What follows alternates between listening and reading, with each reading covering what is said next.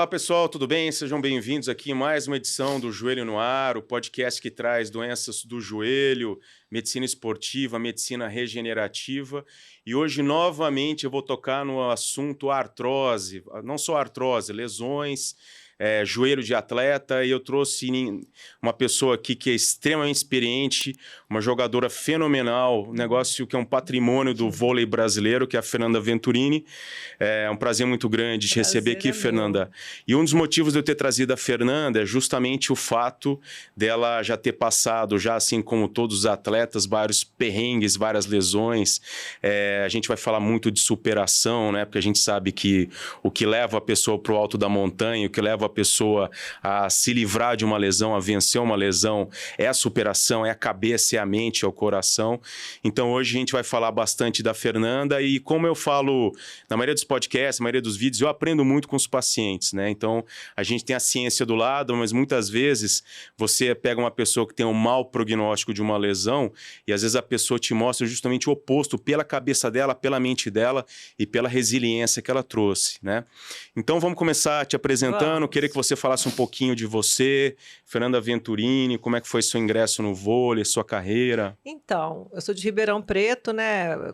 Nasci em Araraquara, fui para Assis e com 6 anos fui para Ribeirão. Com 11 anos, eu fui no médico, no ortopedista, ele falou que eu tinha uma escoliose, que eu tinha que praticar algum esporte. E eu já gostava de vôlei, já assistia vôlei na televisão, e aí minha mãe me colocou numa escolinha lá na Cava do Bosque, em Ribeirão Preto. E eu jogava no colégio e na escolinha, e gostava muito. E aí eu vi que eu tinha tendência para jogar bem, assim, eu acho que Deus me deu esse poder, né, de jogar bem. E ali eu rapidamente fui melhorando. Eu era atacante, quem me conhece, eu comecei como atacante, porque naquela minha época a gente jogava a saída de rede, jogava passando. Sim. Hoje a saída de rede é a principal atacante, mas naquela época eu passava e defendia muito bem, então eu jogava na equipe. Daí com 15 anos, eu já desde os 13 já me chamavam para jogar em São Paulo, só que minha mãe achava muito cedo, né? Aí com 15 anos o time de Ribeirão acabou, eu tive que ir para São Paulo. Aí fui para Pão de Açúcar, foi na época que a Fofão, que também é levantadora, também nós duas éramos atacantes no começo da carreira. E aí a gente começou. Mas eu sempre gostei de levantar, assim, faltava em Ribeirão o técnico Roger Viana, que é meu técnico de Ribeirão, faltava uma levantadora, eu falava, deixa eu levantar hoje. E aí, assim, eu já tinha aquela coisa, a tendência. Eu sou escorpiana 2 vezes, Adriana. Então, imagina, eu gosto de mandar pouco, né? Então, assim, aí eu falava assim... Chegou uma fase da minha vida que eu falava assim, se eu for uma atacante, eu vou ser uma atacante mediana. Se eu for uma levantadora, eu posso ser a melhor. E aí começou. Aí fui para São Paulo, aí com 17 anos fui para minha primeira Olimpíada, que foi Seul, que eu jogava atacando. Aí depois, em 89, primeiro teve o Mundial Juvenil, em 97, lá em Seul, que foi a preparatória para a Olimpíada. Eu já jogava atacando. Aí depois, em 99, o segundo Mundial Juvenil que eu joguei no Peru, eu já joguei levantando. Então, assim, eu já comecei ali já a mudança de atacante para levantadora. E quando retornei depois da Olimpíada para Sadia, que depois do Pão de Açúcar eu joguei na Sadia, que era o Hinaldo Manto, o falecido Hinaldo Manto, era um time que ganhou tudo. O Hinaldo peitou a imprensa, peitou todo mundo. Vou jogar com a Fernanda levantando, mas a Fernanda jogou nada, jogou um Mundial Juvenil só levantando. Aí ele foi e nós ganhamos tudo. Foi assim, 3 anos, assim... Naquela época, né, Adriana, era muito diferente a musculação de hoje, era muito diferente o treinamento. Enquanto o Bernardo chegou ainda depois de vários anos, o Bernardo entrou na seleção, que ele falou assim, nós vamos jogar com Cuba em 96 em Atlanta, aí que a gente foi treinar igual as cubanas, que era aquele peso pesado, a gente subia muita arquibancada, muita pista, corrida na pista, coisa que hoje não tem. Hoje o treinamento de voleibol é o quê? É circuito na quadra e musculação. Porque a gente sabe que lesiona.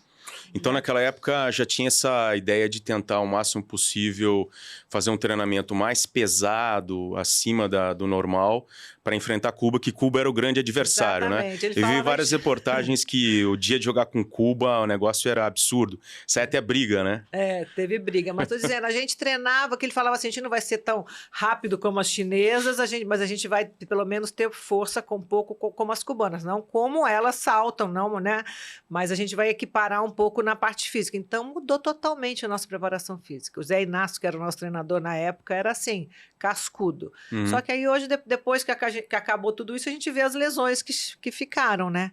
Então, mas assim, eu fui ter lesão só depois, lá na frente, quando eu fui parar meu último campeonato que eu fui. Sim? Eu joguei bem todo, assim, de contusões que eu tive, foram poucas.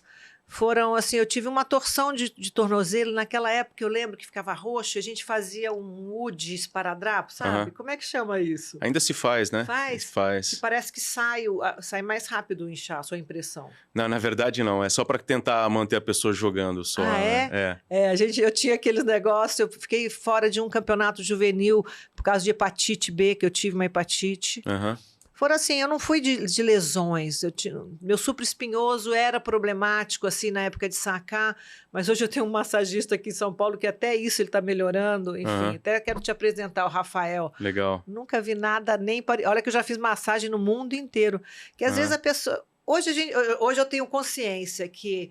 Por que tem artrose? Porque você para de trabalhar aquele músculo fica estagnado e vai endurecendo. Sim. E esse garoto é formado em fisioterapia e também acupuntura, medicina chinesa.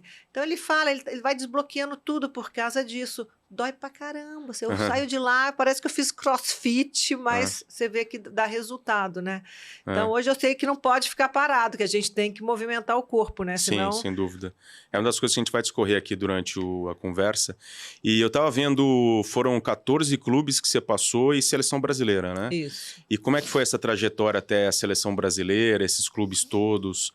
O que você acha que acabou te marcando, assim? Não, eu sempre fui uma jogadora que eu não fui atrás de dinheiro, sabe? Assim, tinha clubes que me pagavam mais, mas eu sempre buscava uma cidade boa que eu gostaria de morar, um clube que tivesse uma estrutura que eu pudesse ganhar, ou um técnico que fosse mediano, pelo menos. Então, assim, as escolhas que eu fiz sempre foram pautadas nisso. O dinheiro era consequência, depois eu ia ganhar bem, mas não era a principal coisa. E eu fui feliz em todos os lugares que eu joguei. Sadia, depois Pão de Açúcar foi começo, mas depois Rexona, eu joguei 1 ano em Minas, fui para Múrcia uma temporada fora. Então, assim, mas sempre pautada nisso, porque eu ganhei 12 títulos, 12 anos. Por quê? Porque eu escolhia isso, porque eu podia ganhar bem num time maravilhoso, mas as jogadoras eram horríveis, entendeu? Então, assim, Entendi. eu sempre pensei muito nisso. E aí, assim, tiveram muitas...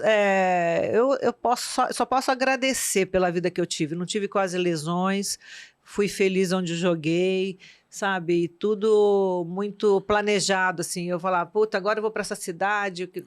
Sabe, assim, eu sou muito de planejar as coisas e as coisas vão acontecendo. Infelizmente, tem muita gente que não tem essa mesma mentalidade, né? E acaba indo, a gente trabalha, hoje em dia o esporte mais famoso no Brasil é o futebol, né? Então você vê acontecendo ao contrário algumas coisas, né? Infelizmente, né?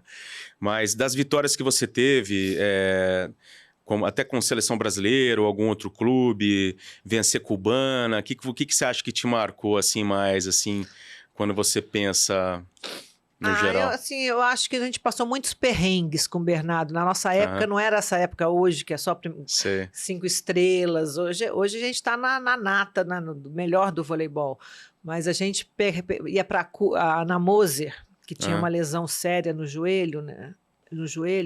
A gente levava uma bicicleta ergométrica para viajar. A gente ia para a Rússia com uma bicicleta ergométrica numa caixa. Certo. Imagina a gente carregando a caixa, passava por linha de trem. Tinha horas que você falava assim, ai meu Deus, vou voltar, quero ir embora daqui, sabe? Tipo isso. Só que não, só que tudo passa, né? Na vida, o bom da vida é isso, que tudo passa. E aí chegava lá, a moça chegava antes do campeonato, no aquecimento ela ficava na bicicleta, aí já entrava quente. e conseguia jogar bem. Levava a bicicleta para se aquecer lá. E não tinha estrutura nenhuma lá para preparar, para aquecer o atleta antes do jogo. Não, nada. China ainda comunista, fechada, aquela coisa fechada ainda. Sim. Era só mais peso mesmo, peso livre, aquela coisa...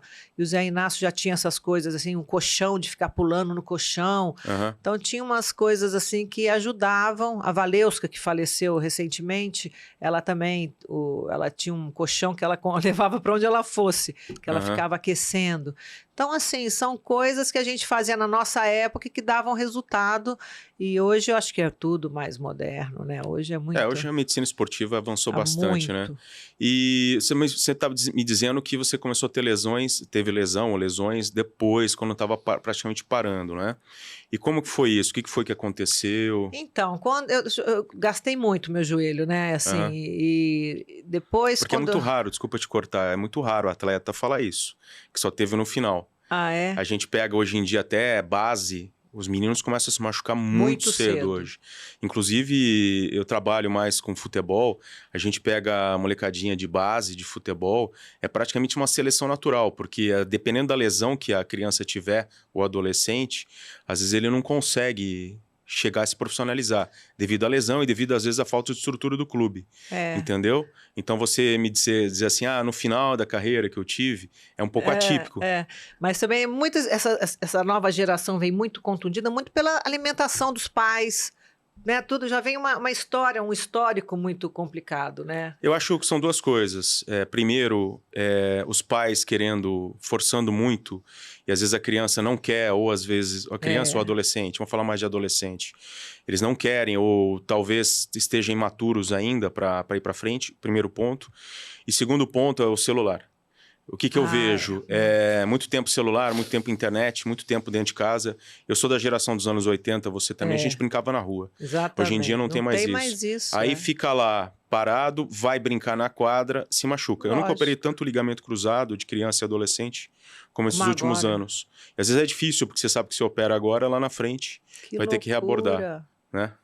Mas é muito isso mesmo. O celular é muito bom por um lado, mas é péssimo por outro. Para criança, não sei. Para criança é horrível. Mas me conta aí da sua... Então, quando eu parei de jogar, que nem eu parei para ter a Júlia, minha filha, que hoje tem 22 anos. Depois eu parei para ter a Vitória, que tem 14. Aí depois eu joguei mais um pouquinho. E aí eu tinha resolvido parar. Eu tinha Joanete, falei, vou operar meu Joanete. Já estava prorrogando isso com o Dr. Caio Neri lá do Einstein. E aí o Bernardo ficou sem levantadora. Ele ficou sem levantadora. Doni Lins foi para um lugar, no Fofão estava no clube. Aí falou, Fernanda, tava bem, eu sempre me cuidei, né? Sempre me cuidei. Aí ele falou, você pode jogar mais uma temporada? E eu estava muito bem. Falei, posso. Mas já tinha operado, Joanete? Não tinha. Aí adiei mais um pouco. Entendi. Aí entrei na quadra, Adriana, fui treinar a primeira vez, abaixei, dor no meu joelho. Aí fui no médico, tornei Pessegueiro do Amaral, que é o médico lá do Rio. Falou, você está com condromalácia, tal, nível 4, né? Que tem nível. Ali eu falei, putz, grila, fica arrasada, né? Porque eu gosto de treinar. Eu sei que para você ter resultado, você tem que treinar. Eu sempre treinei muito. E ali começou a flotar uma vez por dia, tarará, e treinando. E treinava menos, fazia, né, as coisas assim, mas... Então não foi uma temporada agradável, sabia que eu não ia jogar espetacularmente, porque eu não treinei. E ali foi, quando acabou essa temporada, eu operei meu Joanete, os dois de uma vez. E aí... Fiquei depressiva, tinha o chip da beleza no bumbum, aquele chip que a mulherada hoje tudo usa. Tinha que tem gestrinona. Gestrinona eu sei que no corpo não reconhece, porque não é um hormônio natural. E ali eu falei assim, não é possível, a gente está tão avançado, não é possível que não tenha nada que eu possa melhorar, né? Com as minhas dores no joelho. Dor no joelho.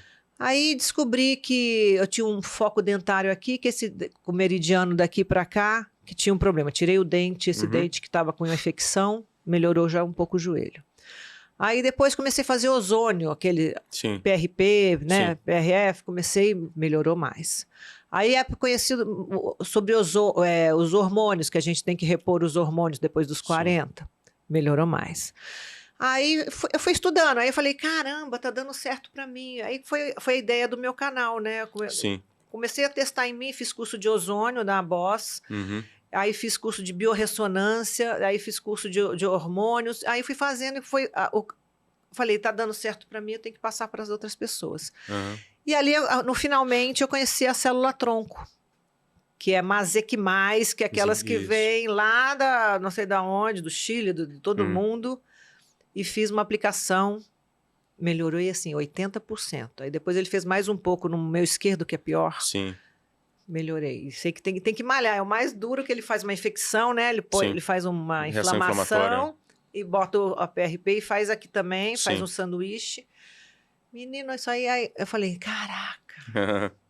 Aí me achei, né? É caro. Sim. Trazer de fora é caro. Porque eu sei que você faz de célula-tronco, mas você tira do corpo humano. Sim, sim. É porque a gente tem as limitações aqui no Brasil, né? Porque assim, a célula-tronco, uso de terapia celular, cada país tem sua legislação. Por exemplo, eu estava na Itália ano passado, lá é liberado fazer muita coisa. Aqui no Brasil a gente é limitado e a gente depende muito de... Para eu fazer num paciente, eu preciso ter aprovação de protocolo de pesquisa. Perfeito. Entendeu? Porque esse meu amigo lá, ele tem isso. Então, se a gente não tiver, já começa a ficar fora, fica ilegal. Qualquer centrifugado, qualquer coisa que você tire e faça no paciente, que a gente chama de one step, tem que estar dentro de protocolo de pesquisa, e também a cultura, a expansão da célula-tronco que a gente faz para poder reimplantar em tecido. Os 2 países que são liberados no mundo todo para fazer o que você quiser é a China e a Ucrânia, que está em guerra agora. A Ucrânia tem um desenvolvimento muito grande de tecnologia nisso daí. Então, mas eu faço o que está dentro do protocolo. Mas aqui, onde que a gente tem mais célula-tronco? Gordura abdominal, que você não tem muito. É verdade, não tem. Eu já fui operar um jogador de futebol do Flamengo, e aí ele tinha 4% de gordura, eu não consegui fazer. Imagina. E aí a gente teve que fazer outra forma de captação de célula-tronco. Na verdade, assim, está tudo sendo muito estudado, e a gente toma uma série de cuidados porque tem os efeitos colaterais, tem a possibilidade de desenvolvimento de câncer. Então a gente toma alguns cuidados de indicação. O que a gente sabe hoje é que, pensando em terapia celular, as pessoas que têm a melhor indicação são o seu perfil, que já são atletas, ou seja, já tem uma bagagem de uma célula, a forma da célula se dividir já é diferente, o esporte retarda o envelhecimento, então você tem a célula-tronco mais ativa, então você vê que essas pessoas de 40, 50, até no máximo 60 anos, são pessoas boas para essa terapia. O resto você começa a fugir um pouco do contexto, e aí tem muita gente fazendo em pessoas que não se aplicam, não só com relação à idade, mas... Tem um exame, né, que tem que fazer para ver. Também, tem muita coisa, né? Tá se estudando muito. Então você pega, por exemplo, uma pessoa obesa, fumante, nunca fez atividade física nenhuma, sensação de dor muito acima do normal, o resultado vai ser ruim. Então, tem que escolher bem o paciente. Você, sem dúvida nenhuma, é uma paciente ideal para isso. Né? Por isso que um dos motivos de eu ter trazido para cá. Mas voltando a falar da condromalácia, além de tudo isso, você chegou a fazer exocinético, fortalecimento? Já fiz tudo. Naquela época tinha ultrassom, né? Hoje em dia nem quase tem menos. Usa um pouco menos, né? Mas você chegou a fazer trabalho de fortalecimento na época para condromalácia? Fortalecimento. Sabia que só tinha que estar forte a coxa, né? Que é a coxa que segura o joelho, né? Sim. E além da condromalácia, teve alguma outra lesão no joelho? Não, no joelho não. Só isso. E nunca cheguei a operar. Nunca cheguei. Aí falaram de botar aquele ácido... hialurônico. Também ajuda, né? Ajuda bastante. O carro-chefe hoje em dia da regenerativa é isso, né? Você tem evidência científica de que ele vai reduzir a morte celular e tudo. Então, agora, Adriano, se eu fizer uma outra ressonância no meu joelho com a célula-tronco, eu vou ver diferença? Então... Isso é uma pergunta excelente, muito controversa. Vale a pena fazer. Mas ela tem que ser feita com o mesmo laboratório, o mesmo médico radiologista e, de preferência, usando o mapeamento T2, que é de cartilagem, porque o que acontece? O que a gente vê? Que, quando a gente faz essa terapia, os pacientes melhoram, mas a imagem às vezes não acompanha. E, na verdade... eu estou até montando um curso para público leigo, 80% das pessoas que têm imagem de artrose, 80% não sentem nada. Então, existe um negócio chamado dissociação clínico-radiográfica. A gente não pode confiar só na imagem. Tem que ser exame físico e tal, tudo direitinho. entendeu? É verdade, imagino. Mas você... Eu acho que vale a pena, sim, você, no seu caso... No futuro eu vou fazer. Eu fiz um exame de telômero, Aham, para ver os meus sim. telômeros. Você acredita que me deu... Que falou, pelo meu esporte ter sido de alto rendimento, meu telômero diminuiu, né? Aham, Porque é alto rendimento. E que o que ele dava... Sabe que eu tinha que fazer? Usar hormônio, testosterona eles dão. uhum, Vinha lá, vem de fora, né? Esse exame vem sim. de fora. Muito legal, assim, você vê que eu gastei mais por causa disso. Agora estou tentando recuperar o meu telômero. Você tá muito bem, né? A gente vê que é impressionante a tua capacidade. Eu te acompanho, né? Você pedala. O que você faz de esporte hoje? Hoje estou apaixonada na musculação. Mas você faz musculação para hipertrofia ou faz treino mais funcional? Não, faço para hipertrofia e faço funcional. Faço os dois. Tem um dia que eu faço lá em cima, mais assim, coisa, agachamentos diferentes, subida na caixa, sabe? Assim, coisas assim. Sim. Depois, outro dia eu vou lá embaixo. Eu tô já pegando 55, 60 já na mesa extensora, Que sabe? legal, que legal. Parabéns. E eu vejo que minha perna já tá mais com tônus muscular. E o pedal, tem pedalado Não, também? eu dei uma parada no pedal, cansei um pouco Cansou? do pedal. O vôlei você falou que você não joga mais, Não. né? Você parou por causa da condromalácia ou parou por causa de burnout de treinar? Burnout. Cansou? Não tenho vontade de jogar. Entendi. É que para jogar você tem que ter um monte de gente para jogar. E também, assim, aí não chega lá, as pessoas são ruins, sabe? Assim, eu não gosto. Você vê que é uma coisa interessante, né? Todo esporte, quando a pessoa é profissional, ela acaba entrando um pouco no burnout nas coisas que ela faz, né? Quando é paixão mesmo, né? Eu vejo muito isso em natação. Eu pego muito ex-nadador, inclusive já foi ex-nadador da seleção brasileira lá no consultório, e gordo. Não é gordinho, não. Hoje tem. É gordo. O cara praticamente Larga abandona, a mão. porque a preparação e a rotina de vocês é muito difícil, né? Naquela época era muito difícil também? Não era, mas assim, como eu gostava de fazer, né? Quando você gosta, fica fácil, né? Não era uma coisa, não era um perrengue. Quando você faz com paixão uma coisa, né? Quando você gosta, é a melhor coisa do mundo. Porque quando você faz uma coisa, mas eu gosto mais ou menos. Eu falo que natação é o único esporte que eu não vou fazer na minha vida. Ficar contando ladrilho lá, sabe assim? Eu vejo. Entendi. No mar, talvez. Um dia eu ando muito de stand-up no Rio, né? Talvez no mar ainda eu faço, que eu vejo muita gente nadando. Mas, assim, é um esporte que não é... Eu acho muito solitário, sabe? Sim. Né? A natação? É. Entendi. Você vê que as pessoas são mais introspectivas, né? São mais... É o meu perfil. Eu gosto de nadar, fazer travessia oceânica. Quando eu vou pedalar, às vezes eu tenho a possibilidade de ter dupla, mas pedalo sozinho. Porque eu também gosto de pedalar sozinho. É que aí eu vou pensando, né? A gente vai pensando, às vezes, problemas que...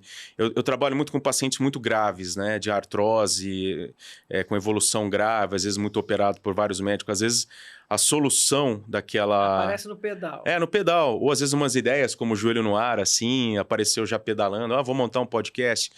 Tudo é cast hoje em dia. Não, vou colocar um negócio diferente. Quando eu tô no stand-up, no mar também, todas as ideias aparecem. É incrível, né? Agora sim, Fernanda, eu imaginava que você teria muito mais lesões, porque eu pego atleta profissional, acabei de operar um jogador do Flamengo, ele foi a 8ª cirurgia do joelho dele. E tem isso joelho para operar ainda? Esse tem. Tem? Meu Deus! Então é muito comum, tá? É muito comum a gente pegar pacientes, atletas que aquela sequência de opera, e a gente vai falar mais para frente de artrose, e isso tá ligado ao índice altíssimo de artrose, né? A cirurgia de joelho, ela, mesmo que a pessoa não tenha sintoma, leva à artrose. E as suas colegas de turma, assim, o que você... Todas quebradas. Todas O que você quebradas. viu, assim, de mais grave, assim, que acabou tirando? A Ana Lúcia, que jogou na época de Barcelona também, joelho dela é desses assim já. 1000 coisas. É joelho e ombro, né? Joelho e ombro. E você viu muitas delas abandonando o vôlei por causa das lesões? Poucas que abandonaram na minha época. Mas estou dizendo, a Ana Mose sofria muito com o joelho dela também. Hoje também deve sofrer dores horrorosas. Porque ninguém se cuida, né? Como eu me cuido, são poucas, né? Que na sua época não tinha a questão da preparação física para o esporte, esse conceito que a gente tem hoje. Ou tinha, mas era mais arcaico, né? Arcaico. Que você falou, eu fico imaginando uma jogadora de vôlei com braço de alavanca que você tem no seu joelho, subindo a arquibancada, você falou da condromalácia, eu comecei a imaginar que isso aí pode ter sido o start, né? Porque é um vetor de reação articular anormal que deve ter desencadeado alguma coisa aí, talvez, né? Naquela época lá, comparando com o que a gente tem hoje, você acompanha a preparação física do vôlei hoje? Acompanho. Hoje é muito mais light, hoje é muito mais leve. Acho que é muito... Porque ele já sabe que as lesões que a gente tinha hoje não pode ter, né?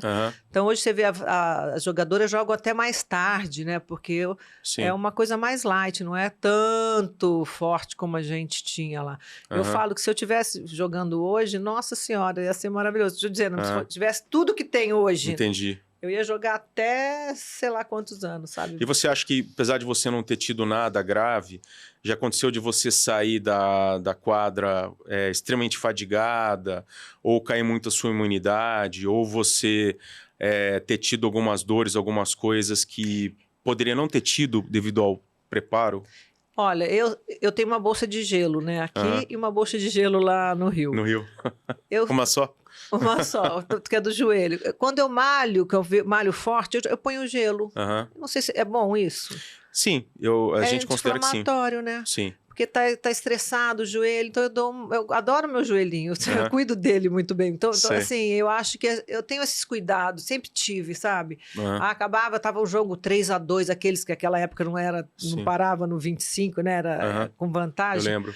Aí eu te fazia uma massagem, sempre fazia, sabe? Eu sempre sempre me cuidei, nunca... Aí dormia mais cedo para descansar. Mas você já teve que, por exemplo, ou você ou alguma colega sua jogar enfrentando a dor? Muito. Isso era normal.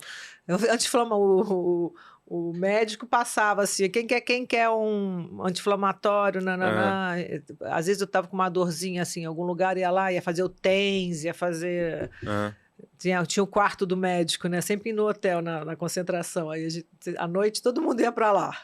Aí era dor nas costas, era dor não sei aonde, era... Mas o que você se lembra de ter visto... O Fiapo, que foi o preparador físico, foi o físio nosso durante muito tempo no Rexona, na seleção, ele fazia uma manipulação no joelho. É bom isso? Depende do que for manipular, né? Que às vezes pode irritar um pouco mais. Ele fazia um negocinho assim... E você achava que melhorava? Melhorava? Tipo isso. Esse é um pouco controverso, né? Faz parte acho que do osteopata, né? Da osteopatia, né? Entendi. Mas você chegou a ver alguma colega sua jogando com muita dor, assim, se superando, alguma coisa? Tinha, assim... O atleta de alto rendimento nunca tá sem dor. A dor fazia parte, né? Se você quer ser um atleta mesmo, você vai ter dor. Sim. Não tem como. Você vai levar seu corpo ao excesso, vai levar, né? Então, assim, lógico que a gente sabia, às vezes, quando tinha uma dor muito, a gente falava, tira não sei quem que ela tá com dor. Sabe assim, braços, atacava, aí começava a botar a mão no braço, assim, a gente fala, tira ela que ela tá com dor. Então acontecia, mas faz parte do atleta, né? É impressionante, né? Que o atleta ele resiste muito à dor, né? A resiliência é impressionante, né? Você chegou a ver alguma outra modalidade, alguma outra coisa que tenha te impressionado? Não, a gente via direto, né? Pessoas no mundo. A Olimpíada é o lugar mais assim que você vê essas coisas. A pessoa tá lá, assim, morrendo de dor que você vê, mas ela tá lá. É isso aí, é a vontade de conquistar, né? A vontade de ir para uma Olimpíada. É o sonho de todo atleta ir para uma Olimpíada, né? Sim. O que você acha que é importante quando a pessoa vai procurar e vai começar a tratar uma lesão para ela se manter o mais ativa possível hoje?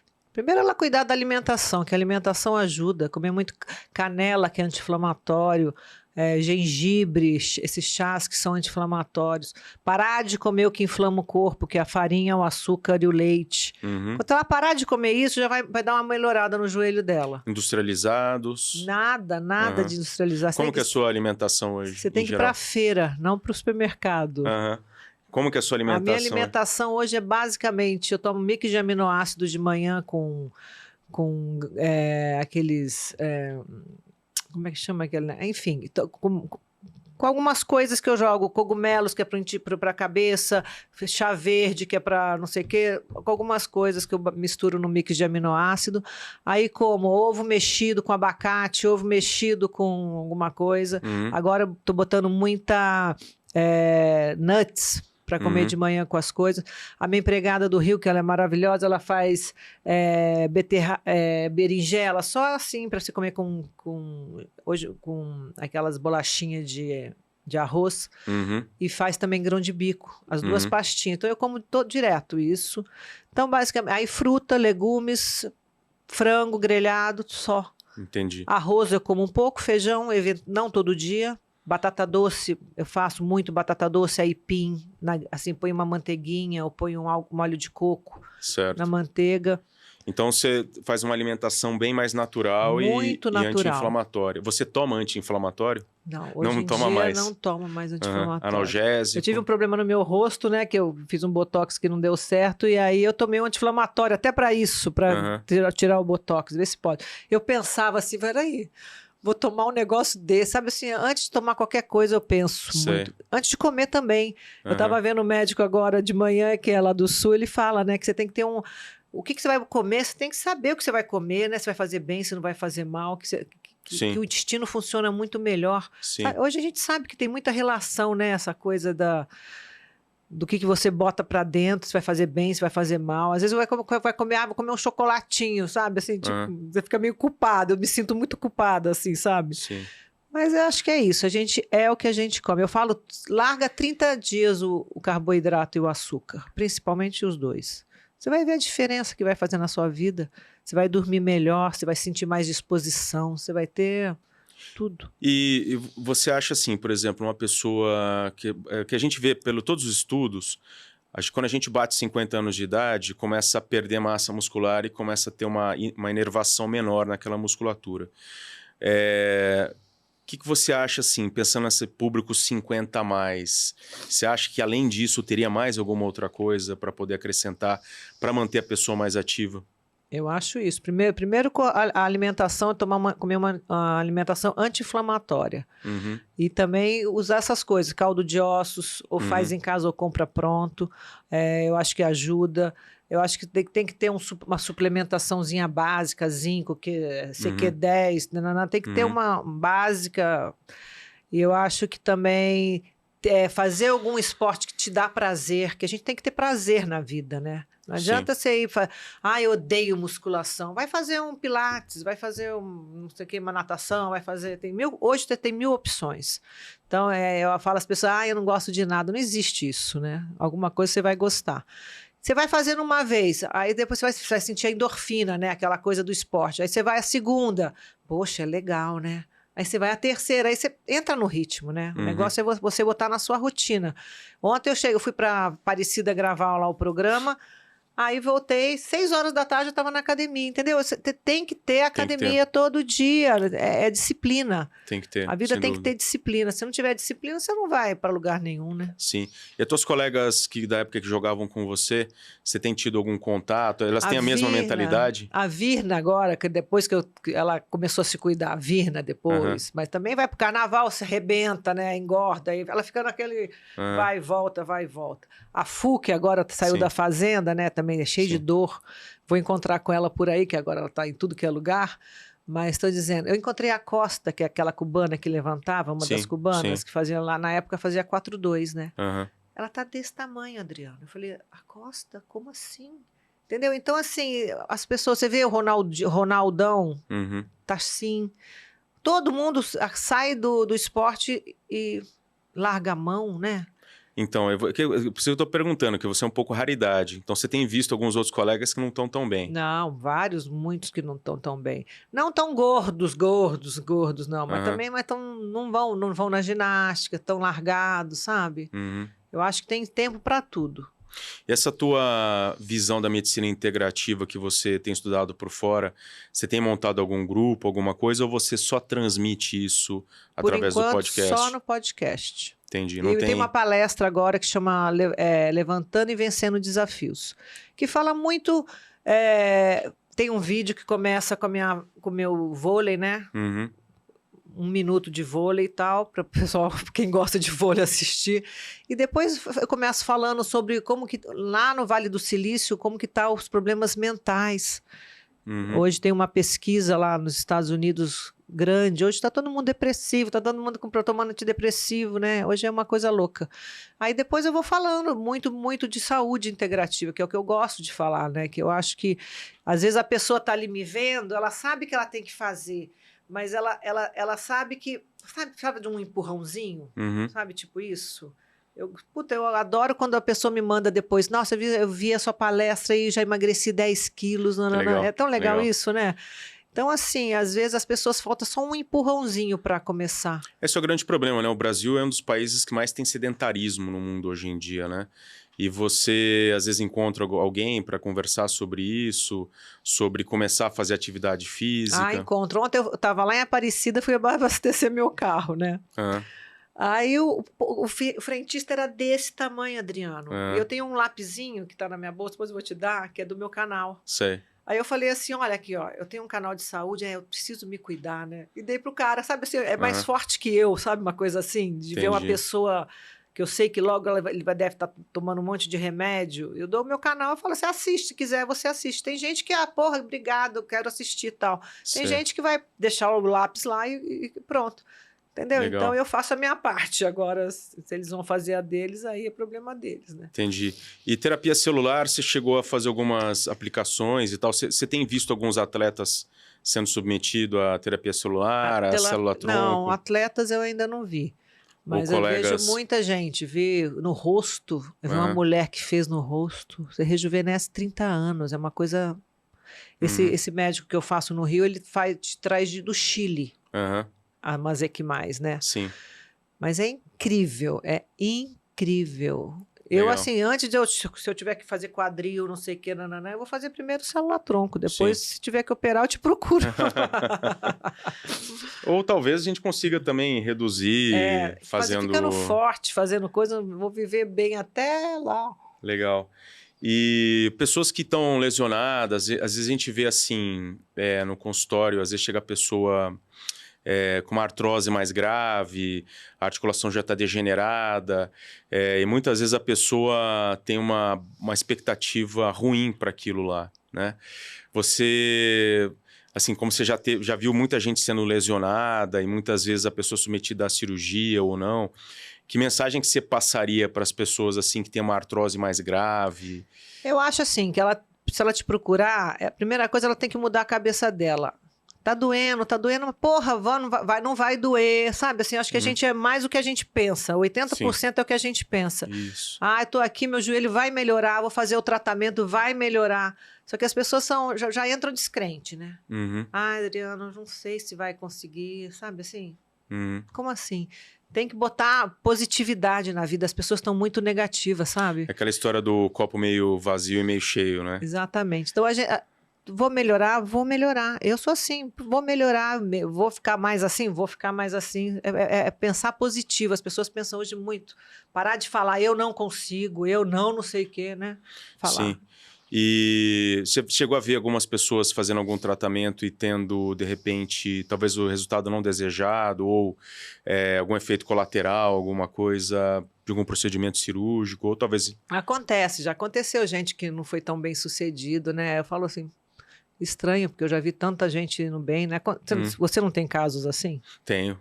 Ou se eu tenho. Né? Tenho. Que a pessoa não melhora tanto quanto você achou que fosse melhorar? Tenho. Mas talvez, será que não é porque ela não fez a fisioterapia direito, não, né? Não...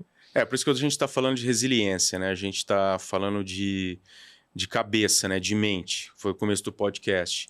Por isso que eu te trouxe para cá, porque a gente vê que tem muita gente que é a mesma lesão, é a mesma radiografia, é a mesma imagem, mas a pessoa ela não melhora, às vezes começa a ter efeitos colaterais ou efeitos ruins de um procedimento cirúrgico, que muitas vezes você vai ver a cabeça da pessoa que não está ajudando. Né? Hoje eu converso muito com o mundo espiritual, né? Com o mundo, com o universo, né? Aí eu falei assim, gente, tudo bem, o problema é essa água, aqui a gente pode criar mil coisas sobre essa água. A gente cria o que a gente quiser na nossa cabeça. O problema é esse. Que aí a pessoa se amarra, se pega num negócio negativo, ela vai só para coisa negativa, né? Ela vai... Então, assim, o problema nosso hoje é que a cabeça te dá asas para você voar e te dá asas para te afundar. Só depende de você. Sim. É muito isso. Eu posso fazer uma história sobre essa água. Que a água faz mal, ou que a água faz bem, né? Uhum. A nossa cabeça é muito fértil. Então, se a gente levar para o lado ruim, você vai se afundar. Então, leva para o lado bom. Bota coisa boa na sua vida. Acorda de manhã, liga uma música. Eu tenho um radinho no meu banheiro e tenho na sala, na cozinha. Quando eu tô tomando café, eu tô lá conversando, vendo o sol, sabe assim? Só coisas positivas, imagina. Não vou ser negativa, eu quero só coisas boas para minha vida, para a vida das pessoas que eu gosto, entendeu? Então é muito isso, eu quero... É a questão da energia, né? Quando você encontra uma pessoa que tem uma energia boa, sim. Aí você encontra aquela pessoa que te... né? É muito isso. Você sabe que hoje tem entrado muito no rol da... A dor, ela deixou de ser um sintoma. A dor passou a ser uma doença. Não sei se você... Não sabia. Hoje ela é classificada na classificação internacional de doenças, que se chama de CID. A dor é uma doença, porque às vezes ela sai, por isso que a gente está conversando muito sobre dor. Porque às vezes ela passou mais que 3 meses, a forma dela chegar na cabeça e o que ela desperta de sensações, de emoções, é muito diferente de uma dor aguda, de uma pessoa que se machucou em um dia, 2 dias, ela passa disso.